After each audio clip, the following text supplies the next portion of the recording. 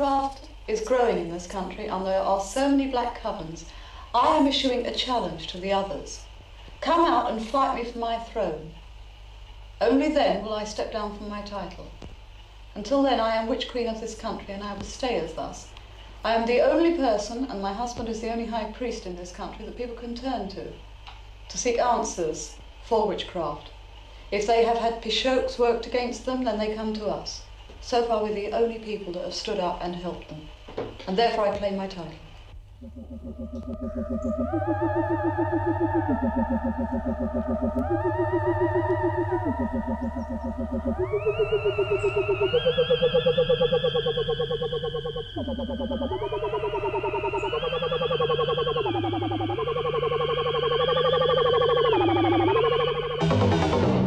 Janet Farrar, aged 27, from Clapham, East London, a former model and receptionist.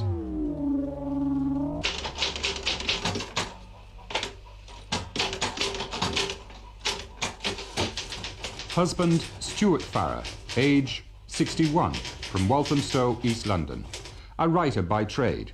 He served as a journalist with Reuters and Rivalli, wrote scripts for British Pathé and a variety of television dramas. Notably Dr. Finlay's Casebook and Emergency Ward 10, Special Branch and Crossroads, and many radio dramas. He's the author of 9 books, mainly fiction. The theme of his most recent work is Witchcraft, written with his wife as collaborator. But how does one become a witch? You become a witch by being initiated by another witch, by a high priest or high priestess. If you're a man, you're initiated by a woman. If you're a woman, you're initiated by a man. This has always been traditional, except parents and children.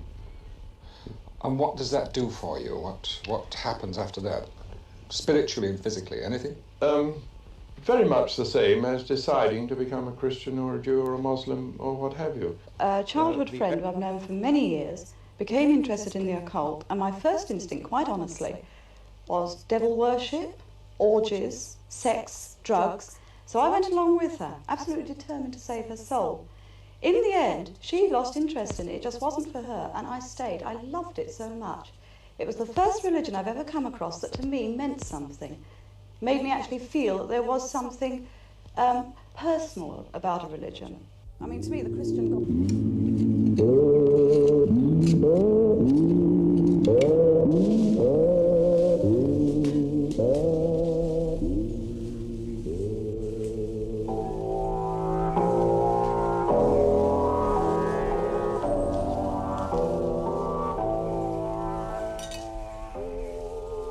Janet and Stewart met in 1970 through their mutual interest in witchcraft. They married in 1975 and founded their own coven. Last year, with Janet's father, they came, bell, book and candle, to Ireland.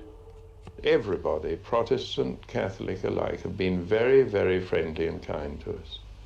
Do you think that people are still nevertheless afraid of you because you are a declared witch? Well, 1 or 2 are, but they're not round the Ferns area. I mean, there is one woman we know of who thinks we sacrifice animals and children, and nothing we said would make any difference, despite the fact that, as you've seen today, we surround ourselves with animals.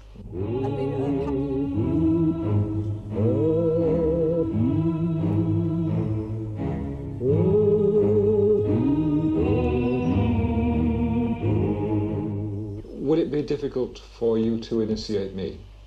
I'd have to know a lot about you first. Whether you were sincere, one thing, whether your wife was interested.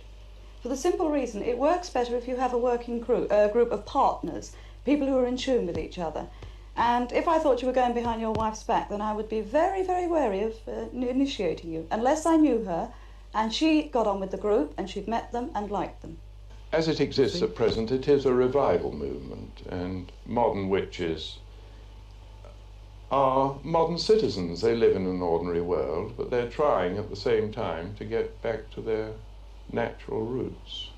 Well, when you say natural roots, do you mean also back to nature? Is there a lot of nudity involved in coven meetings? Ritual nudity, yes. A lot of covens practice it, but this is very old and traditional.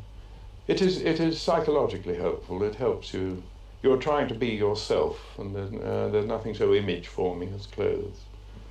and get rid of those, and you're halfway to because of the discovering what you are yourself. Do you think that it might attract the wrong sort of person? It does attract them, and this is the lovely thing about it, that once they come and they find that there are no sex orgies, they very quickly lose interest. We find that if somebody is interested in witchcraft as a religion, wants to join the group, we always say to them, well, if you want to wear a robe, please do. You know, we have them for you. And usually we find that halfway through the first circle they just feel silly, and they want to take it off and be like everyone else. And you find after one or two meetings it just seems perfectly natural. It's our Sunday best.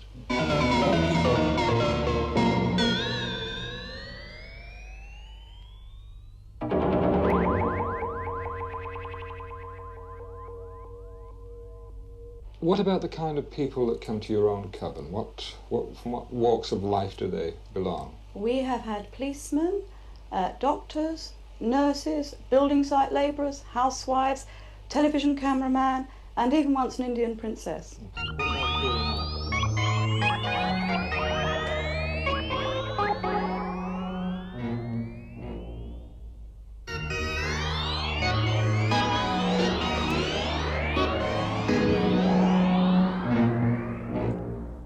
What's the significance of things like this? Knives, for example.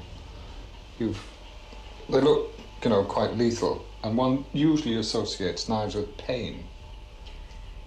Well, not in witchcraft, because knives are a symbol of fire.